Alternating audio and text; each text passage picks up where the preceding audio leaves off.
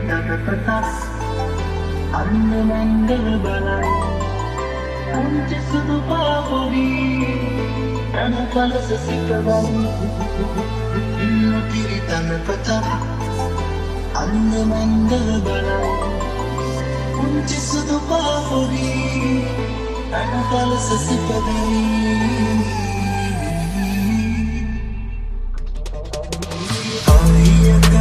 පද සුවයෙන් කවිකාර සිත අතර හැඩතාර වෙලෙස තවකාර තුන්තරයි පරියන්තාවත් කුමට කවියක් කියනුම